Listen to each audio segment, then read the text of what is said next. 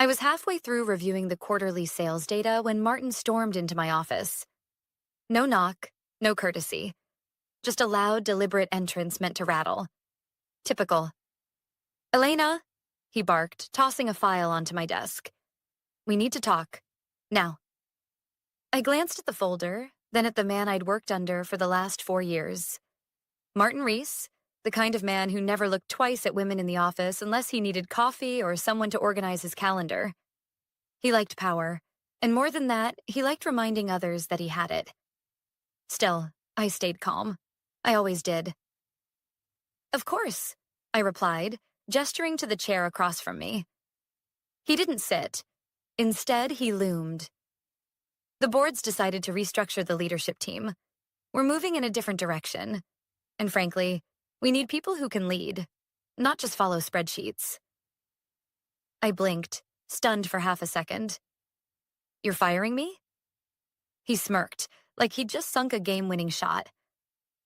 "Let's not be dramatic. We're releasing you from your position, effective immediately. No warning, no performance review, and certainly no recognition for the fact that my department had just delivered the highest revenue growth in 3 years." "I see," I said quietly. "May I ask why?" His tone was clipped. "You lack vision. You manage tasks, not people. And let's be honest, this industry, it needs strong leadership, assertiveness, confidence, traits you haven't exactly demonstrated." There it was, not even veiled. A dig at my gender, wrapped in buzzwords and corporate fluff. He didn't see me as a leader, not because I hadn't delivered, but because I didn't fit his outdated mold. "I understand," I said, my voice steady, neutral. Martin narrowed his eyes, clearly thrown off by my composure. He expected outrage, maybe even tears. But I'd learned long ago how to control my emotions in boardrooms full of egos. "I'll need your badge and company laptop by the end of the day," he added. "It will disable your access by 5 p.m. HR has your severance details." I nodded and stood, extending my hand. "Thank you, Martin." I appreciate the clarity he hesitated, but shook my hand. "Good luck out there." As he turned and walked out, satisfied with his little coup, I sat back down and exhaled slowly. My hands didn't shake.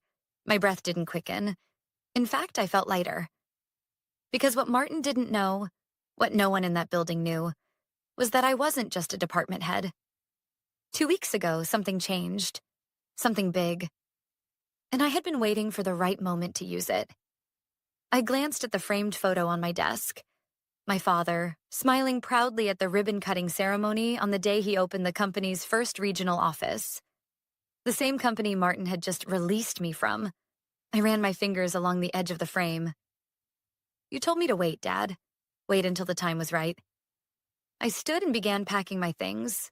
I didn't take much. Just a few personal items, a mug my team gave me last Christmas, and a stack of old notebooks filled with ideas that had never made it past Martin's desk. Outside, the office buzzed with quiet curiosity. A few coworkers gave me sympathetic glances, others avoided eye contact. No one asked questions, but I saw the thoughts on their faces. Did she get fired? What did she do wrong?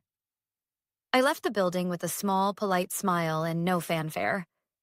As I stepped into the sunlight, I felt the weight of 15 years inside that company slip off my shoulders.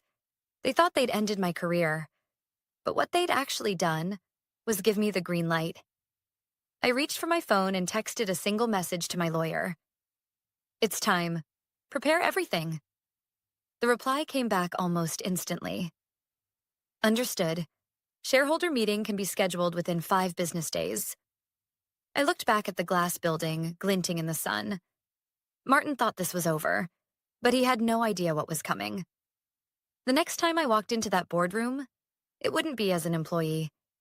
It would be as their majority shareholder. And the smile I wore that day would be real.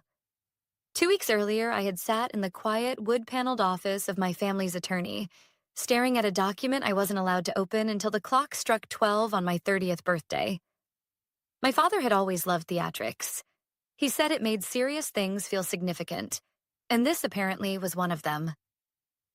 Elena, Mr. Harrington, our longtime family lawyer, had said with a warm, fatherly tone, "Your father left very clear instructions. You're not to open this envelope until your 30th birthday, not a day before." I had smiled politely, half curious, half amused. "What is it? Some kind of delayed birthday card?" He gave me a look that told me he knew and that he wasn't about to spoil the surprise. "Your father was a man of vision," he said instead. "And he trusted you more than anyone." That sentence stayed with me in the days that followed. My father, the founder and former CEO of the very company that had just let me go without ceremony, had always believed in foresight, in planning ahead. And he believed in me.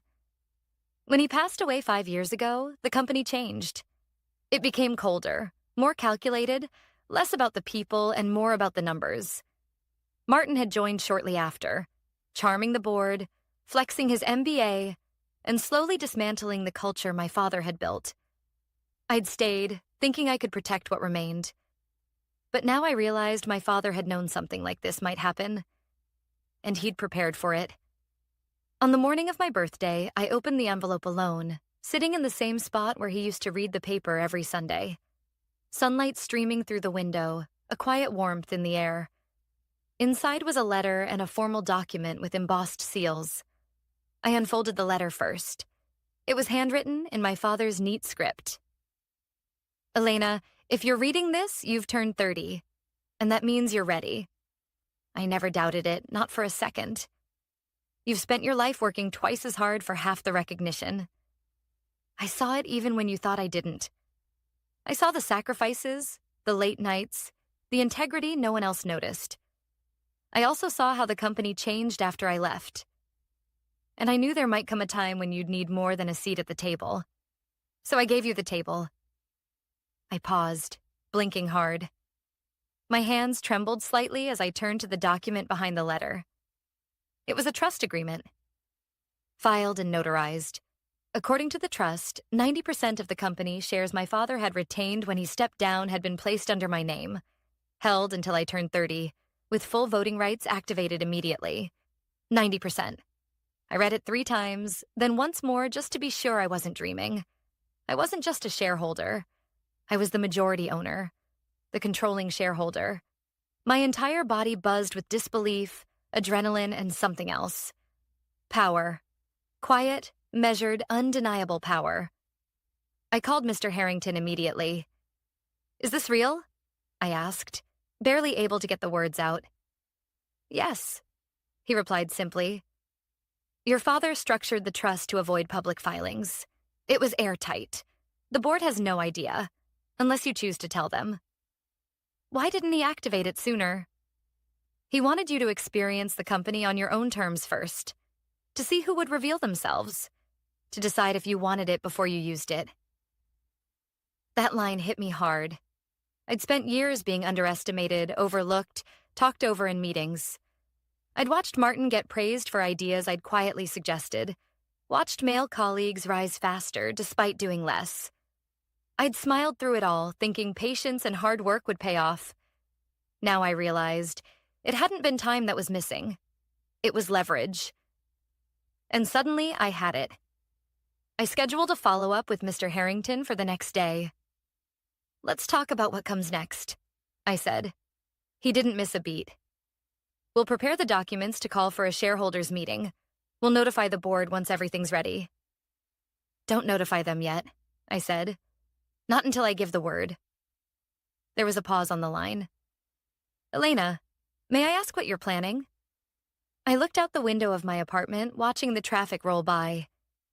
People rushing, unaware that everything was about to change. "I'm planning to walk into that boardroom," I said calmly, "and show them exactly who they tried to fire." I didn't show up for the mandatory exit interview. HR called twice, then emailed. I ignored them both. Instead, I sat in the quiet corner booth of a discreet downtown cafe, sipping a flat white while Mr. Harrington reviewed the final draft of the shareholder meeting request. It was official now. On paper, I held 90% of the company's voting power. A legal and financial reality Martin would never have seen coming. "You sure you're ready?" Harrington asked, adjusting his glasses as he slid the documents across the table. "Once you submit this, you'll be throwing a grenade into their boardroom." I looked him in the eye, my voice steady. "They pulled the pin the moment they fired me." He gave a small nod. "Fair enough." The documents were simple, as most powerful things often are. A formal notice of a special shareholder meeting with a single agenda item, leadership review, and appointment of new executive management. Martin wouldn't be expecting it. That was the point. His entire style was built on control through confidence. He bulldozed meetings with jargon, steamrolled quieter voices, and weaponized charm when needed. The board, mostly older men who liked his bravado, had let him run unchecked for too long. They'd soon discover how fragile that kind of power really was. "I'll serve them notice Friday morning," Harrington continued. "The meeting will be set for Tuesday. That gives them 2 business days to panic." I couldn't help but smile. Perfect. That afternoon, I sat down with Caroline Winters, the trustee who had managed the shares since my father's passing. She was sharp, discreet, and had a memory like steel. "I've watched that man dismantle your father's legacy brick by brick," she said, sliding a folder across her desk. "You don't owe him politeness." Inside the folder was everything I'd need for Tuesday: ownership certificates, voting records, and a detailed summary of company performance under Martin's leadership. Declining employee satisfaction scores, rising turnover, overspending on executive perks, and a flattening revenue trajectory despite a growing market. "He's been hiding under inflated projections," Caroline said flatly. "If this continues, he'll drive the company into the ground within 2 years. I nodded, absorbing every word. I'll let the numbers speak for themselves. As I left her office, I walked past the mural in the hallway, an oil painting of my father, standing in front of the first company headquarters.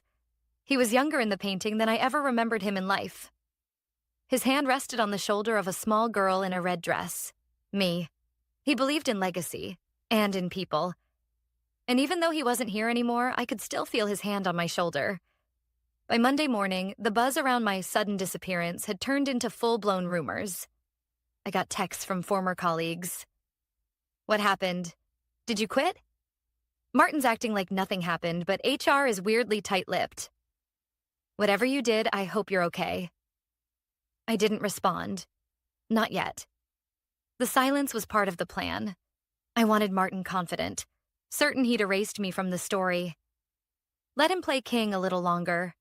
Let him underestimate me one last time. That evening, I stood in front of my mirror, trying on the navy suit I'd bought for special occasions but never worn. It was sharp, tailored, clean. The kind of outfit you wear when you walk into a room not to ask for power, but to own it. I practiced what I'd say. Not a speech. Just a few lines. Precise. Measured, undeniable. The truth would do most of the work for me. Tuesday morning arrived crisp and cool. The city bustled as usual, unaware that inside one boardroom, everything was about to change. I arrived 10 minutes early, walking past the receptionist with quiet confidence. She did a double take, but didn't stop me. Upstairs, the boardroom lights were already on. I could see movement through the frosted glass. Mr. Harrington met me by the elevators, his expression unreadable but calm. "They're in there," he said. "Martin's already speaking. He thinks this is just another quarterly strategy review." Not for long. I took a slow breath, smoothed the front of my jacket, and stepped forward. The door to the boardroom opened with a soft click. Heads turned, conversations stilled. And Martin, mid-sentence, froze when he saw me. "Elena," he said, eyebrows arching, "this meeting is for board members only." I smiled politely, setting the ownership documents on the table. "Exactly." Then I took my seat at the head of the table. The silence in the boardroom was absolute. Martin stared at me from the far end of the long oak table, confusion flickering across his face, followed by disbelief. I could practically see the gears turning in his head, trying to place me back in the box he thought he'd locked me in last week. "Elena," he said again, voice sharp now. This is a board meeting. As I already mentioned, employees are not permitted. I'm not here as an employee, I said calmly. I'm here as the majority shareholder. That one sentence shifted the entire energy of the room. Board members glanced at one another, some stiffening, others sitting forward with interest. One of them, Mr. Dalton, who had been with the company since my father's days, looked down at the document I'd placed in front of him, then back up at me with raised eyebrows. Is this accurate? He asked, adjusting his glasses. It is, I replied. 90% of the company's shares were transferred to me through a family trust when I turned 30. All paperwork is in order, filed, notarized, and submitted in accordance with corporate governance. Martin looked from me to Mr. Harrington, who was calmly unfolding a copy of the ownership certificate and handing it to the board secretary. You can't be serious, Martin scoffed, his voice rising. This is absurd. Why would your father— Because he trusted me, I interrupted, and because he knew exactly what this company would become without oversight. The room was still again. Everyone knew what I meant, even if I didn't say it outright. Since my father's death, Martin had turned the culture toxic. He rewarded loyalty over competence, appearance over results, and the numbers had started to show it. Let's get to the point, I continued, opening the second folder I'd brought. As majority shareholder, I've called this special meeting to review the current executive leadership, including the position of Chief Executive Officer. Martin stood now, his face flushed. This is a coup. A personal vendetta. You think you can waltz in here and— I'm not asking, I said, finally raising my voice just enough to command the room. I'm exercising my rights. Then I slid the financial report across the table. Let's talk about performance. I didn't need theatrics. The numbers spoke for themselves. Employee satisfaction down 38% in 2 years. Turnover in key departments up 47%. 3 high-level discrimination complaints under HR review. Flat revenue growth in a market that was booming. I've compiled testimony from department heads, employee surveys, and financial audits. I've also documented misuse of company funds, unauthorized travel, excessive executive bonuses, and misleading investor reports. I glanced at Martin. All signed off under your leadership.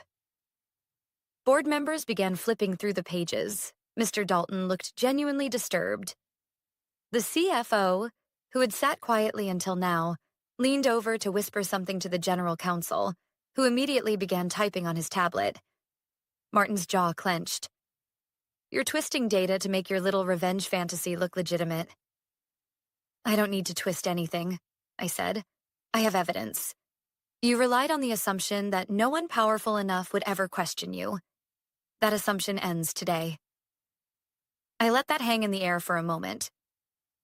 Effective immediately, I said, pulling out the final document. I am submitting a motion to remove Martin Reece as CEO of this company. As majority shareholder, my vote is sufficient to carry the motion. The board secretary looked stunned. You don't need a second vote? I own 90%, I said simply. A majority by any definition. Mr. Dalton cleared his throat. In accordance with company bylaws, the motion stands, effective upon completion of documentation. Martin slammed a hand on the table. You can't do this. I already did. Security didn't need to be called. Martin didn't resist. But as he stormed out, his face a twisted mix of rage and disbelief, I noticed something remarkable.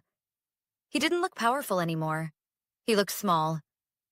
Once the door clicked shut behind him, I exhaled slowly and turned to face the rest of the board. This company deserves better, I said. So do its people. And starting today, that's exactly what they're going to get. Mr. Dalton nodded slowly, a faint smile forming. Welcome back, Elena. By the end of the week, Martin's nameplate had been removed from the CEO's office door. I didn't move into the office immediately. I didn't need the symbolism of a bigger desk to confirm my position. I had something more important to do first. Rebuild the soul of the company my father started. The Monday following the shareholders' meeting, I called an all-hands staff meeting in the main conference hall, the same space where Martin had once paraded sales projections like war medals and handed out empty praise to the same handful of executives over and over again. But this time, the energy was different. Curious, hesitant, hopeful. Employees filed in slowly, murmuring among themselves. The front rows were empty, as if no one wanted to seem too eager. Some looked nervous, others suspicious. They'd been burned before. I stood alone at the front of the room, holding no notes, no slides, just my truth.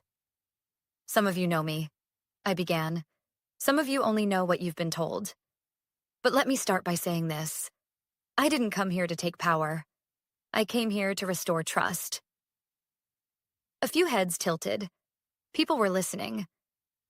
For years, this company ran on the strength of its people, on your ideas, your late nights, your belief that what we were building mattered, and somewhere along the way, that got lost. I paused, letting the silence fill the room. I was fired last week, I said, smiling faintly. Told I wasn't what this company needed, that I lacked the leadership to take us into the future. A few people chuckled, nervously at first, but the tension began to shift. My honesty was disarming them. I didn't fight back. Not then, because I knew something Martin didn't. That leadership isn't about volume or vanity. It's about vision and respect and lifting the people who actually do the work. I looked out over the crowd, locking eyes with a few familiar faces. Engineers I'd worked alongside for years, assistants who were always overlooked, junior analysts who had been stuck under layers of corporate ego. Starting today, everything changes. Over the next 2 weeks, I did something radical. I listened. I met with department heads, team leads, interns, receptionists, custodial staff. I asked what wasn't working. I asked what they needed. I asked who they thought deserved more than they were getting. And then I acted. I promoted Maya from the customer service team to head of client experience, a role she'd unofficially been doing for a year while her actual manager took credit for every success. I brought back Kevin, a brilliant product developer who had resigned after being repeatedly passed over for promotion in favor of less qualified men. I restructured HR entirely. The complaints that had gathered dust in forgotten folders, I read every single one. Several mid-level managers were quietly let go within the first week. People who had cultivated cultures of fear and favoritism under Martin's watch. Then I launched something my father had once dreamed of, the People First Initiative. A new internal program to recognize innovation, reward collaboration, and promote equity, no matter the job title. No more whisper networks, no more glass ceilings. Just good people doing great work, and finally getting credit for it. Late one evening, I walked the halls of the office alone. The energy was different now. Softer, brighter. The break room had laughter again. People were staying late because they wanted to, not because they feared what would happen if they didn't. Desks were decorated again. Photos of families, plants, personality. Things that had slowly disappeared under Martin's reign. In one quiet hallway, I passed a whiteboard near the engineering bullpen. Someone had scrawled in blue marker, "She came back." 3 simple words, underlined twice. I stood there a moment, reading it over and over. Not, "She took over," not, "She fired Martin." She came back. That mattered more than any title I now held. The following week, I finally moved into the CEO's office. Not because I needed the space, but because it was time. The nameplate was new. Sleek, brushed steel with simple, elegant lettering. Elena Wren, Chief Executive Officer. I didn't bring much with me. Just one framed photo. My father and I on the company's opening day. Both smiling, both hopeful. I placed it on the corner of the desk and sat down. Not with a sense of conquest, but of continuation. This wasn't just my company now. It was my responsibility. And I intended to honor it. It was exactly 1 year to the day since I'd been fired. 12 months since I walked out of this building with a cardboard box and a polite smile, dismissed as not what the company needed. 12 months since Martin had stripped me of my title, unaware that I held something far more powerful. And now, as I stood in front of the same glass doors, this time in a tailored suit, a sleek leather folder under my arm, and the full weight of the company's future resting on my shoulders, I felt something unexpected. Not anger, not triumph, just peace. I nodded to the front desk receptionist, who now stood the moment I entered. "Morning, Ms. Wren." "Elena, please," I said with a smile. "We're all on the same team." The elevators chimed softly as I rode to the top floor, what used to be Martin's domain. Now it was mine. But I hadn't remodeled it for show. I kept the original walnut desk, the same broad windows overlooking the city. What changed were the photos on the walls. Images of our employees, of team retreats, of product launches led by names that had too often gone unrecognized. And on the far wall, directly behind my chair, hung a large portrait of my father. Not as a monument to him, but as a reminder to me. I sat at my desk, opened my laptop, and began reviewing the quarterly report. It was our strongest quarter in 5 years. Customer satisfaction up 23%. Employee retention up 41%. Revenue? Breaking records. But what mattered more was how we did it. Ethically, collaboratively, transparently. The company culture had shifted. People no longer whispered complaints over coffee. They spoke freely and were actually heard. Feedback loops were open. Diversity in leadership had doubled. We didn't just bring good people in. We finally gave them a place to grow. There was a soft knock on the door. "Come in," I said. It was Maya, now the head of client experience. Her eyes sparkled even behind her glasses. "You ready?" she asked.